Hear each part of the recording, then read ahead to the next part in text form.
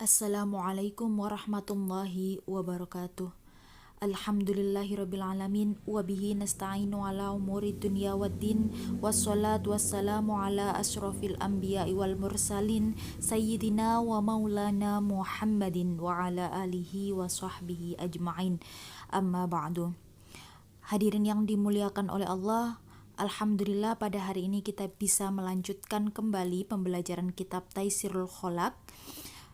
Namun sebelumnya marilah kita baca suratul Fatihah, khususnya untuk pengarang kitab Taisirul Kholaq, yakni Imam Hafidz Hasan Al-Mas'udi, dan kita tujukan kepada kedua orang tua kita, guru-guru kita, keluarga kita, kerabat kita, dan juga kepada seluruh umat muslim di seluruh dunia.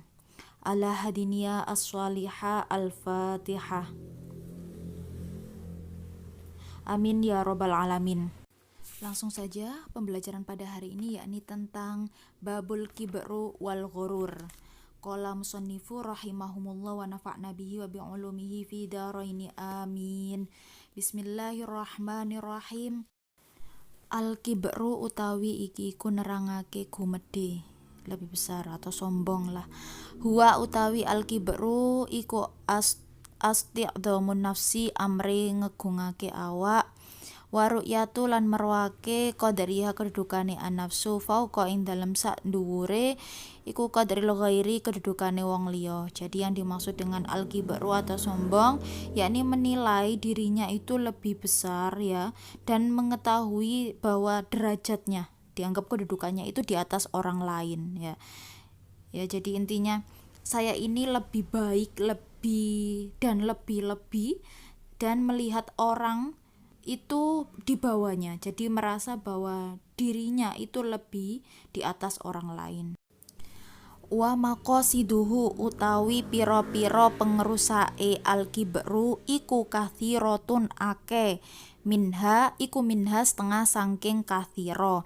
Jadi selanjutnya yakni tentang kerusakan dari sombong. Jadi apa yang ditimbulkan dari sombong itu banyak sekali, di antaranya annahu utawi stune al-kibru iku yu'di nglarakake opo al-kibru al-ghaira ing wong liya. Jadi menyakiti orang lain. Nah, itu salah satu timbulnya kerusakan dari sombong, itu menyakiti orang lain ya. Selanjutnya wayaqta'u lan megotake hibalal mawaddati ing pira-pira taline sesenengan, wa yufarriqu lan misake opo al-kibru al-quluba ing pira-pira ati. Yang selanjutnya yakni sombong itu bisa memutuskan tali kasih sayang ya, bisa memisahkan di antara hati. Maksudnya apa? Yang misalnya yang awalnya kakak adik, misalnya kakaknya kaya, adiknya miskin, kakaknya itu sombong atas apa yang dimilikinya, akhirnya jadi apa, kasih sayangnya antara kakak adik itu berubah karena apa, ada rasa sombong dari si kakak, akhirnya sudah tidak ada kasih sayang di antara kakak adik ini.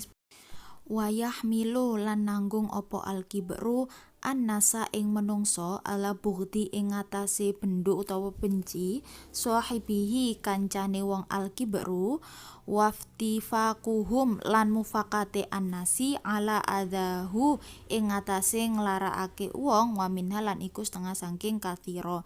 Jadi yang selanjutnya yakni apabila memiliki sifat sombong itu akan menimbulkan rasa benci di antara teman ya, di antara teman, sahabat, bisa tetangga dan sebagainya. Dan setelah membuat rasa benci terhadap orang lain itu bisa menimbulkan kesepakatan di antara teman-teman tersebut untuk apa? Ngatasi nglarakake uang, untuk apa? Untuk menyakiti orang tadi. Jadi yang pertama bisa membuat benci orang lain, dan juga orang lain tadi itu bisa membuat golongan atau sepakat untuk apa? Untuk menyakiti orang yang sombong tadi. Kan itu berbahaya ya, nanti menimbulkan bullying. Anna sahibahu utawi stuhune wong kang anduweni al-kibru iku la yang kodu ora nyelametake sapa sahibuhu ilal haqqihi maring hak. Yang selanjutnya yakni tidak tunduk kepada kebenaran, nggak bisa menyelamatkan suatu hal yang benar. Jadi orang yang sombong itu tidak mempercayai kebenaran, bahwa semua yang didapatkan itu hasil dirinya tanpa ada campur tangan orang lain atau Tuhan atau seperti apa gitu. Yang selanjutnya wala yakdumu lan ora nahan sapa sahibuhu al ghaidha ing muring-muring. Lah selanjutnya ini orang yang sombong itu bisa memberikan dampak apa? Orang tidak akan bisa menahan dirinya untuk marah-marah kepada orang tersebut gitu ya.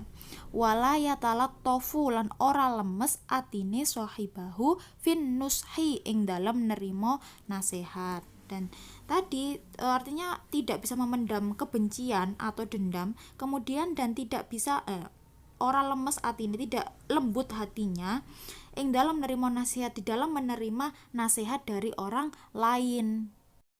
Wakafa lan cukup al kibru ing gumedhe abane madamatun penajate, yakni ada menurut sabda Nabi nanti ada balasan dari orang takabur itu seperti apa. Opo kaulu Nabi, pengendikane Nabi Muhammad sallallahu alaihi wasallam, la yadkhulu ora melbu al jannata ing swarga man utawi sapa wong iku kana lamun ana sapa wong fi qalbi ing dalem atine wong apa mithqalu dzarratin saabote biji zarah utawa wiji sawi kecil banget minal kibari saking gumedhe. Jadi menurut sabda Nabi itu tidak akan masuk surga seseorang yang ada dalam hatinya itu seberat biji zarah minal kibari saking kesombongannya, dari kesombongannya. Jadi tidak akan masuk surga orang yang di dalam hatinya ada sedikit sekalipun mirip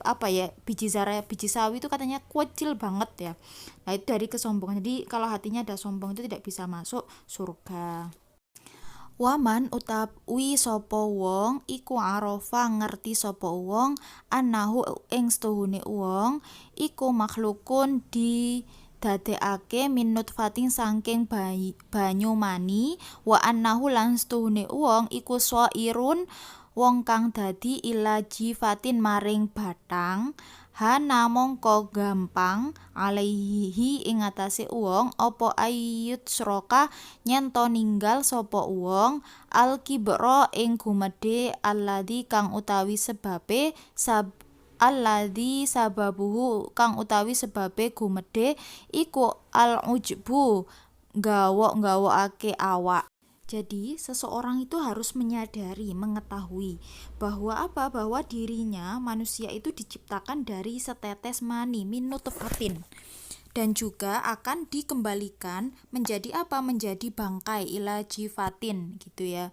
Dan kemudian mudahlah bagi seseorang atau manusia tadi itu untuk meninggalkan meninggalkan sifat sombong.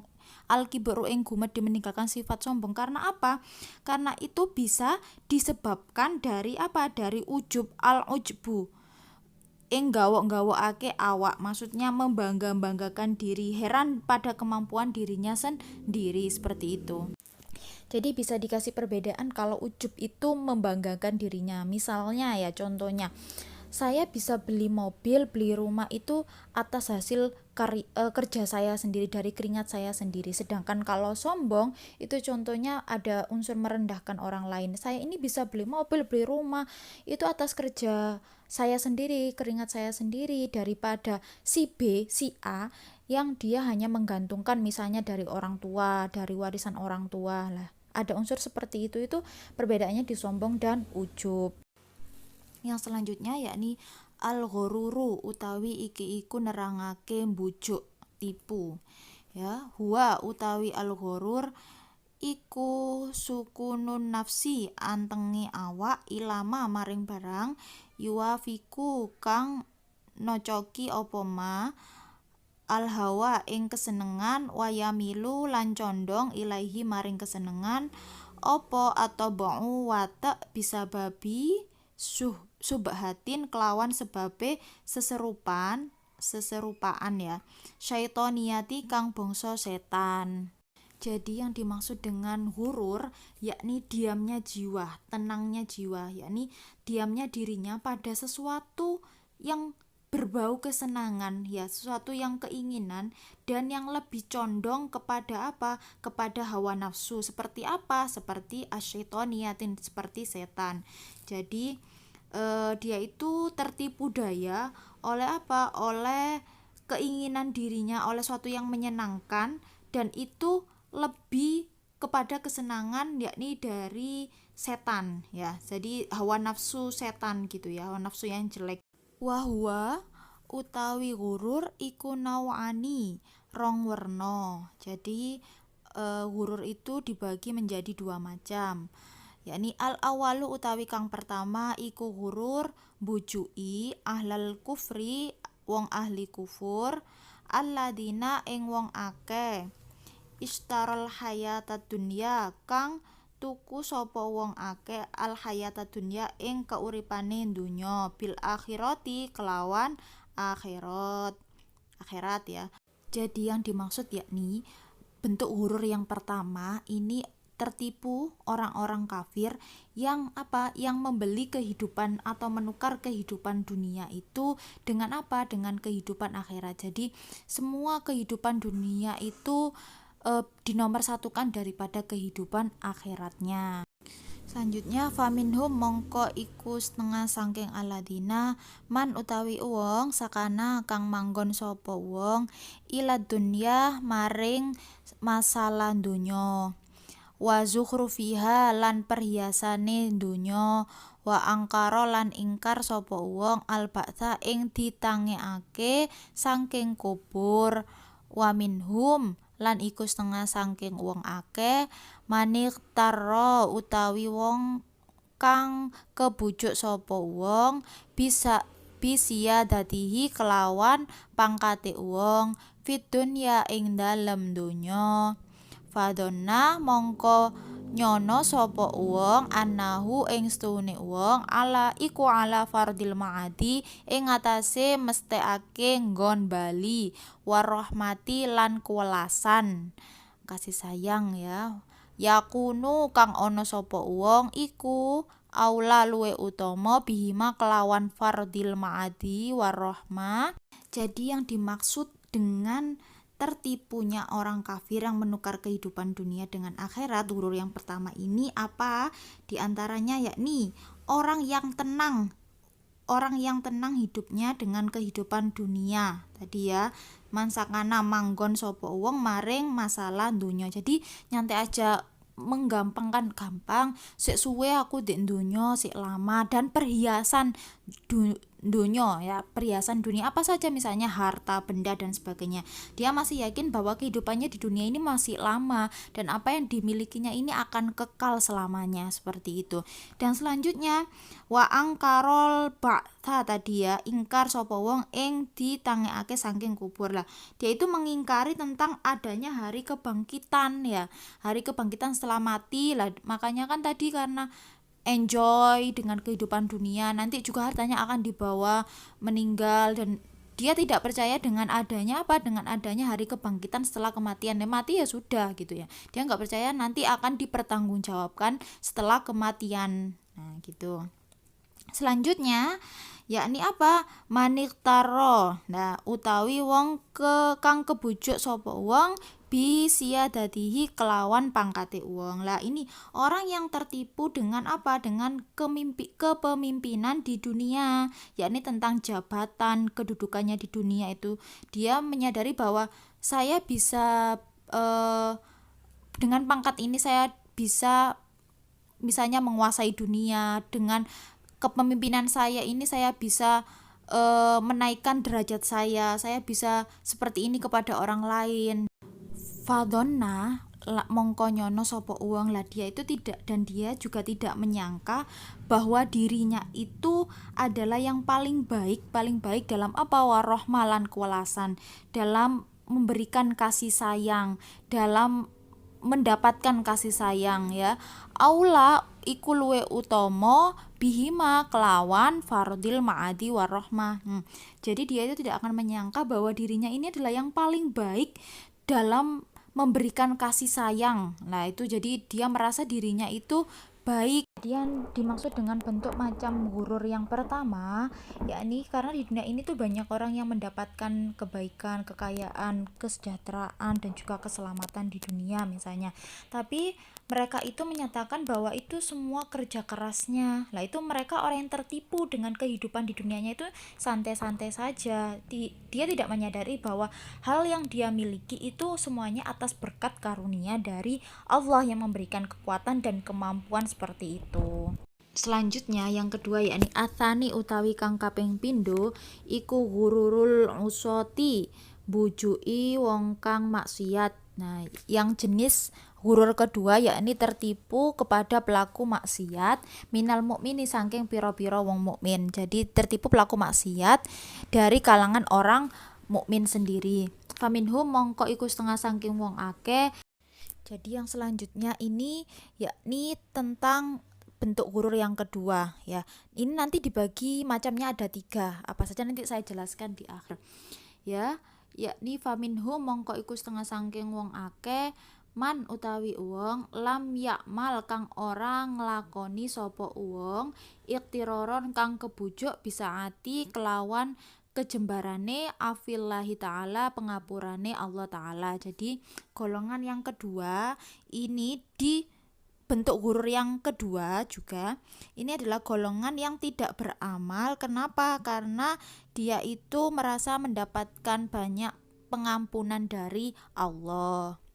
Lanjut awi timadan utawa tetanggenan ala taatil abai ing ngatasé ngabekti pira-pira bapak. Nah, yang golongan kedua yakni orang yang tidak atau tertipu karena apa? Karena mereka berpegang kepada kesolehan orang tua. Ya.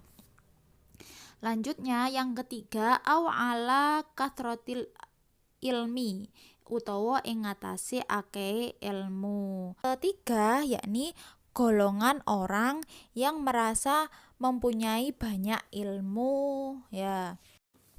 Walam yadari lan orang ngerti sopo al awalu golongan kang pertama anna rogbata ing stuhune demen fisyain ing dalam suwiji-wiji min ghairi akhdin saking tanpa ngalap fi asbabihi ing dalam pira-pira sebab syai iku tomaun toma matmumung kang diino.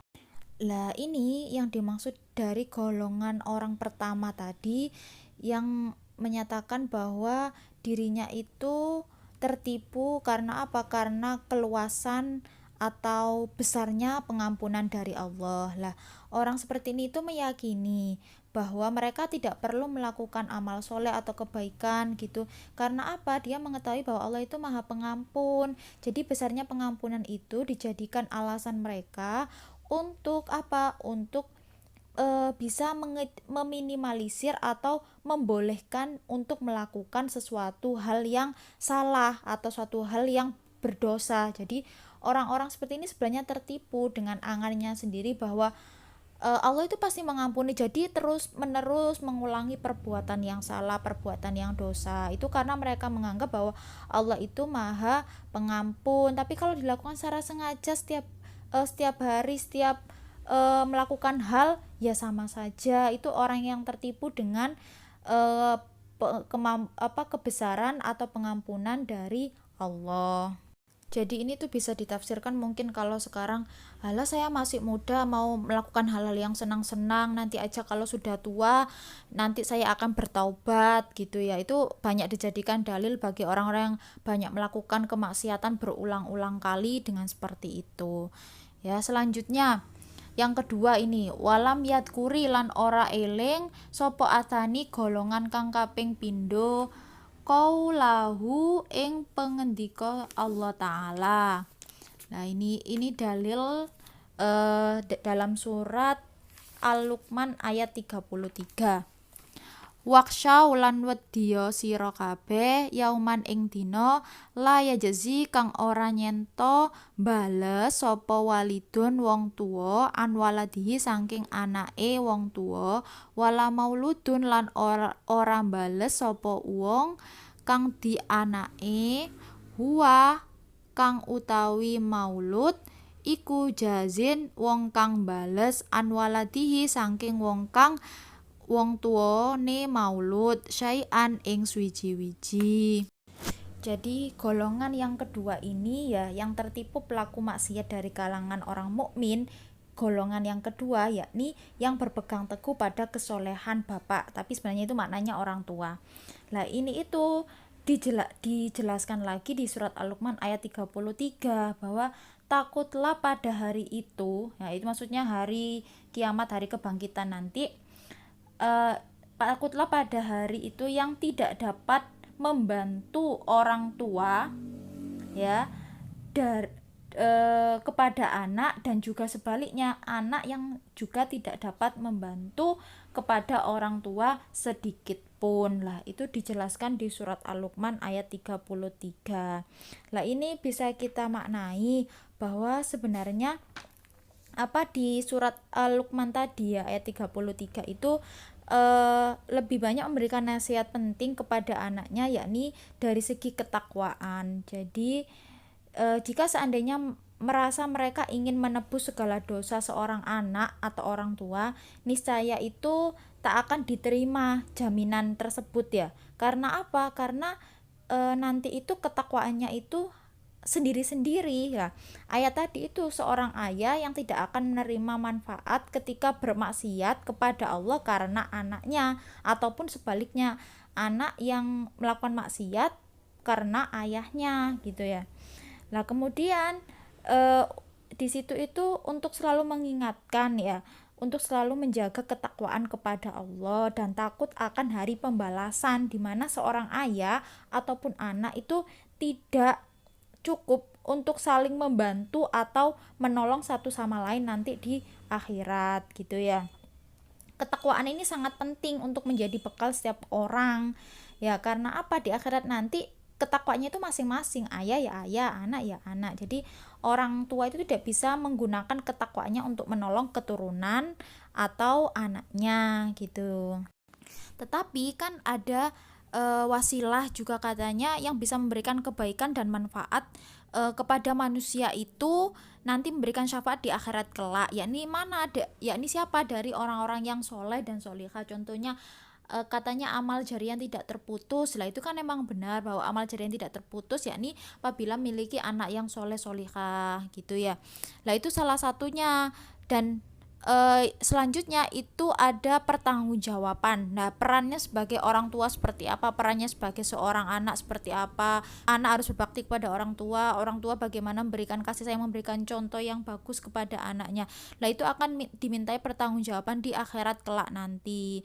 Tetapi ini bagi seorang anak atau seorang manusia yang berpikiran bahwa saya tidak perlu melakukan amal kebaikan ya, karena apa, karena orang tua saya itu sudah soleh, sudah soleha, misalnya orang tua sudah banyak beramal, orang tua saya sudah banyak sodakonya, nanti toh saya akan dibantu nanti di akhirat kelak.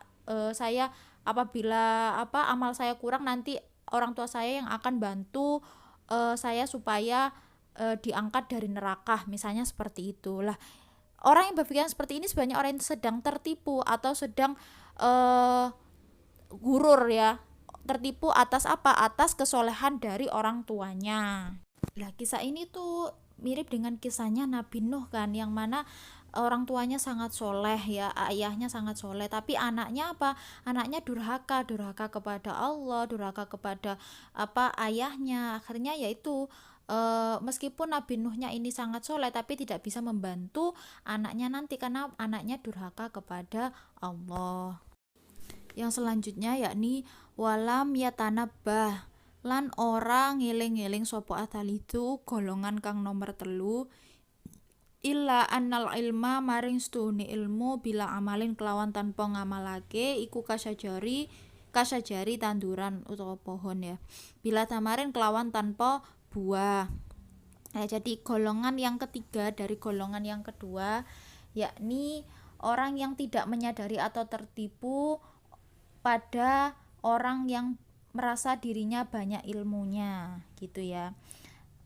Jadi banyak ilmunya tapi tidak diamalkan pada dirinya atau dipraktekkan pada dirinya gitu. Itu ibaratnya seperti sungguhnya ilmu itu tanpa amal ibarat pohon yang tidak berbuah gitu ya. Wa minhum lan iku setengah saking wong akeh man utawi wong iktaro bikathroti kang kebujuk sapa wong bikathroti kelawan akeh ibadatihi ing ibadahe wong fadonna mongko nyono sapa wong anahu ing setuhune wong iku ahakku luwe ngehaki bil afi kelawan pengapura min ghairihi saking liyane wong. Jadi yang dimaksud yakni bahwa ada juga yang tertipu dengan banyaknya ibadah. Nah, jadi ibadah yang dia lakukan itu banyak ya, mulai dari misalnya ya puasa, ya sholat malam, ya mengaji Al-Quran. Lah, mereka itu menyangka bahwa dirinya itu lebih baik. Karena apa? Karena banyak ibadah yang dilakukannya. Jadi mereka itu merasa saya ini umat yang suci, saya ini orang yang suci karena merasa melakukan banyak ibadah seperti itu ya. Selanjutnya yakni walam yadri lan orang ngerti sapa wong anna hada ing stuhune iku annahu ahakku bil afwi iku mudibun ngilangake li ikhlasihi maring ikhlase wong mufawitun tur ngepotake li thawabi akmalihi maring ganjarane pira-pira penggaweane wong. Lah tadi ini berkaitan dengan yang ibadah tadi, merasa dirinya itu lebih banyak, lebih baik dibandingkan orang lain. Lah dia tidak menyadari bahwa inilah yang melenyapkan keikhlasan di dalam dia beribadah, dan pahala amalnya itu akan hilang. Karena apa? Tidak ada keikhlasan di dalam ibadah yang dia lakukan karena merasa dirinya itu paling suci. Nah, yang selanjutnya wa minhum laun iku setengah sangking wong akeh man utawi wong gharadhu kang bujuk ing wong apa kathratul mali akeh bondo fadonna mongko nyono sapa wong anahu ing setuhune wong bidzalika kelawan mengkono-mengkono kathratul mal iku yafuku bakal ngungguli sapa wong ghairahu ing liyane wong. Lah yang selanjutnya ini tuh sebagian orang lagi itu tertipu dengan apa? Dengan banyaknya harta, kasratul mali. Ya, banyaknya harta yang dia miliki itu merasa membuat dirinya itu lebih tinggi daripada orang lain gitu ya. Dia menyangka bahwa hartanya lah yang akan membuatnya lebih tinggi atau lebih mulia daripada orang lain. Nah, ini dijelaskan di sini. Famala mongko condong sapa wong ila zukhrufid dunya maring pepaese donya wanasia lan lali sapa wong fatlallah ing kanugrahane Allah alaihi ing atase wong. Lah di sini itu dia atau sebagian orang tadi ya yang tertipu itu amat menyukai hiasan dunia. Apa hiasan dunia tadi? Misalnya harta, kekayaan, jabatan, kedudukan ya. Lah itu mereka itu amat menyukai hal itu, dunia dan hiasan dunia itu. Wanasia lan lali sapa wong fatlallah ing kanugrahane Allah. Dan mereka juga lupa dengan karunia Allah gitu ya. Jadi karena tadi mereka merasa mempunyai harta yang banyak ya, merasa harta tersebut dan hiasannya itu membuat dirinya itu lebih tinggi, lebih mulia daripada orang lain, dan mereka lupa bahwa semua harta yang dia miliki itu atas dasarnya karena karunia dari Allah. Yang selanjutnya wa mimma ayibil ghururi lan iku setengah saking pira-pira cacating bujuk anahu utawi stune gurur iku yulidu nganai sapa gurur alkibru ing gumedhe alladzi kang wis dhisik apa anahu setuhune alladzi iku yamna'u nyegah apa alkibru sahibahu ing wong kang anduweni alkibru dukhulal jannati ing mlebu swarga. Jadi yang pembahasan yang ini diantara kekurangannya gurur atau aibnya, sebenarnya aibnya gurur itu apa? Timbulnya rasa sombong. Lah ini timbulnya rasa sombong sudah dibahas di bab sebelumnya tadi ya, sudah tentang sombong apa? Tidak bisa masuk surga. Orang yang sombong tidak bisa masuk surga. Sama orang gurur juga, karena pembahasannya itu nganai cabangnya dari sombong ya. Jadi juga orang dikategorikan orang sombong yang tidak bisa masuk surga. Wallahu a'lam bissawab. Jadi dua sifat yang sudah kita pelajari hari ini yakni tentang sombong dan juga tertipu daya.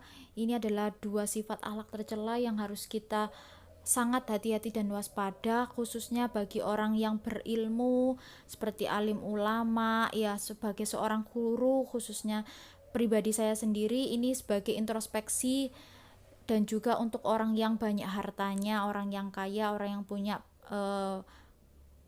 kedudukan ya, punya jabatan, itu harus hati-hati dengan dua sifat ini karena sering muncul atau dihinggapi dengan sifat jelek ini gitu ya. Harapannya semoga kita bisa membentengi diri kita sendiri dari perbuatan yang tercela, selalu ingat kepada Allah, dan bisa meminimalisir segala perbuatan jelek yang kita lakukan.